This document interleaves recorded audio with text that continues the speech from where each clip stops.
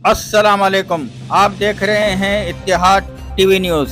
आज 17 मार्च की चंद अहम खबरें पेश की जा रही हैं। आंध्र प्रदेश में बीजेपी मतलब बाबू जगन पवन, रेवंत रेड्डी का दावा। आंध्र प्रदेश रियासत को एक मौसर क़यादत की जरूरत, अवाम के लिए शर्मिला की जद्दोजहद की सिताइश। विशाखापट्टनम में जलसे से चीफ मिनिस्टर तेलंगाना का खिताब। आंध्र प्रदेश में बीजेपी को बाबू जगन पवन से ताबीर करते हुए चीफ मिनिस्टर तेलंगाना रेवंत रेड्डी ने कहा है कि आंध्र प्रदेश को एक मौसर क़यादत की जरूरत है जो मरकज से सवाल कर सके।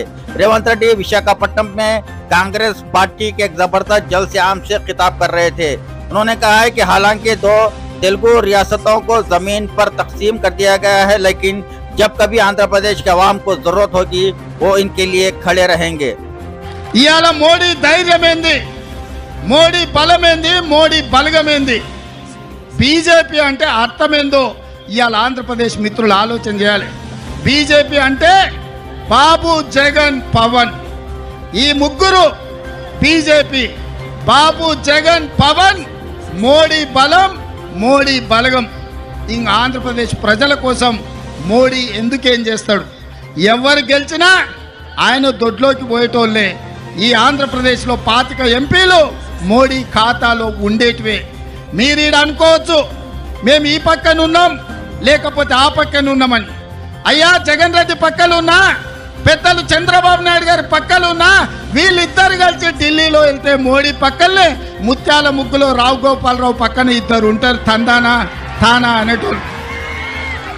వీళ్ళిద్దరు అదే కదా ఢిల్లీకి వెళ్తే. ఢిల్లీలో వీళ్ళు ఎవరైనా మోడీని అడుగుతారా? మోడీని నిలదీస్తారా? మీ ప్రాంతం కోసం ఏమైనా తెస్తారా?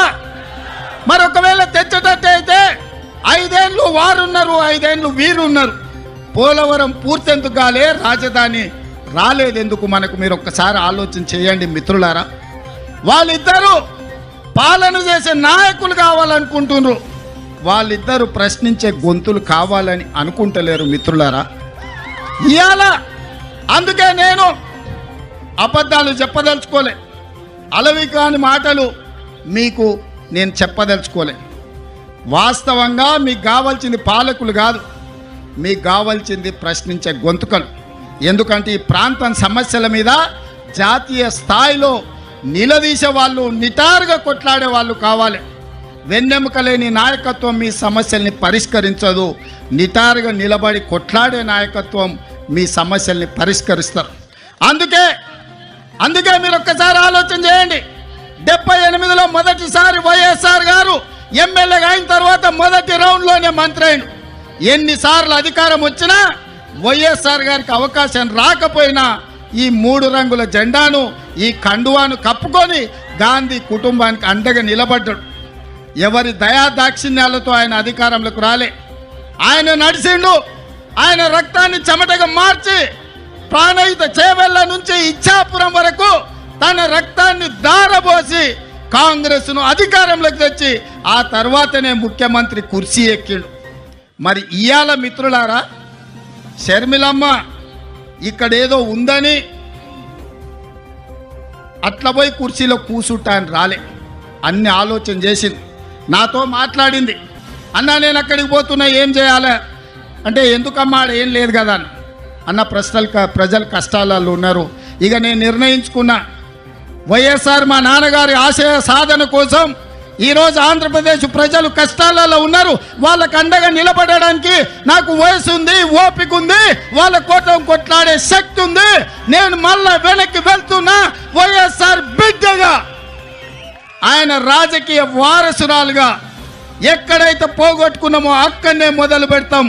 వైఎస్ఆర్ ఆశయ సాధను ఆంధ్రప్రదేశ్ గడ్డ మీద జెండా బాతుతాం. నేను కొట్లాడతా, నేను కాంగ్రెస్ పార్టీని నిలబెడతా, ఆంధ్రప్రదేశ్ హక్కులను సాధిస్తా అని వారు చెప్పారు. వారికి తెలియదు అనుకుంటున్నారా ఈ ప్రాంతంలో ఎన్నికల్లో నెగ్గడం అంత ఆశామాసి కాదని? అచ్చోసిన ఆంబోతులాక వాళ్ళిద్దరు తలపడుతుంటే అది తెలియదని షర్మిలమ్మ రాలే. షర్మిలమ్మ ఆలోచన చేసింది, కఠోరమైన నిర్ణయం తీసుకున్నది. ఆంధ్రప్రదేశ్ ప్రజల పక్షాన నిలబడాలి, పోలవరం పూర్తి చేయాలి, అమరావతిలోనూ మీ క్యాపిటల్ సిటీని కట్టాలి, అదేవిధంగా విశాఖ ఉక్కును ఎవడో వచ్చి అప్పనంగా అమ్ముకుంటుంటే చూస్తూ ఊరుకుంటామా అని చెప్పి ఇవాళ ఇక్కడికి వచ్చింది. ఆనాడు లక్షలాది మంది రోడ్లెక్కి ప్రాణ త్యాగాలు చేసి 32 మంది ఆత్మ బలిదానాలతో విశాఖ ఉక్కు ఆంధ్రుల హక్కుగా ఈ సంస్థ ఏర్పడితే అదానీ అంబానీలకు అదానీ గారి కోసం ప్రధాని గారు తెగ నమ్ముతుంటే వీళ్ళెవరు ప్రశ్నించే పరిస్థితి లేదు. అందుకే ఈరోజు కష్టాలైనా సరే, కష్టాలైనా కన్నీళ్ళైనా మంచైనా చెడైనా మీ మధ్యలో ఉండాలి, మీకు అండగా నిలబడాలి అన్న ఆలోచనతోని ఇవాళ షర్మిలమ్మ మీకోసం కొట్లాడుతుంది. రాజకీయ ప్రయోజనం ఆశించో అప్పనంగా అధికారం వస్తుందనో ఇవాళ షర్మిలమ్మ కొట్లాడతలేదు. కష్టమైనా సరే ఇప్పుడు ప్రశ్నించే గొంతుగా ఉండాలి, ప్రజల పక్షాన నిలబడాలి అని ఆంధ్రప్రదేశ్ ప్రజల కోసం అండగా నిలబడడానికి షర్మిలమ్మ వచ్చింది.